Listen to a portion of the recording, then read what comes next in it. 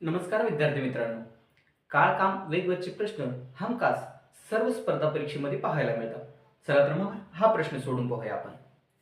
18 मजूर रोज 12 तास काम करून एक काम 30 दिवसात संपवितात.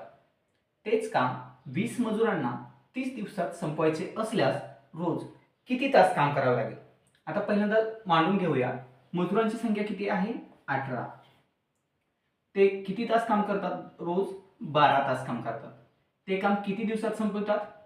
30 दिवसात संपवतात. बरोबर. आता दुसरी कंडिशन बघा. तेच काम, काम काय? तेच आहे. 20 मजुरांची संख्या किती? 20 गुणिले किती दिवसात संपवायचे?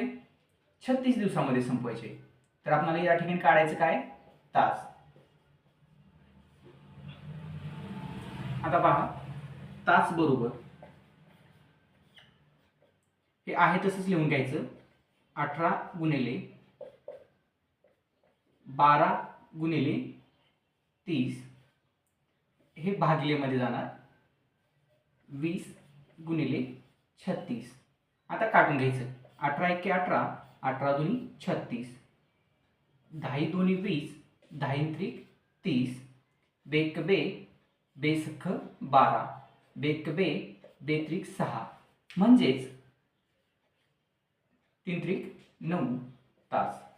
म्हणजेच 20 मजुरांना ते काम 36 दिवसात संपवण्यासाठी दररोज 9 तास काम करावे लागेल. धन्यवाद.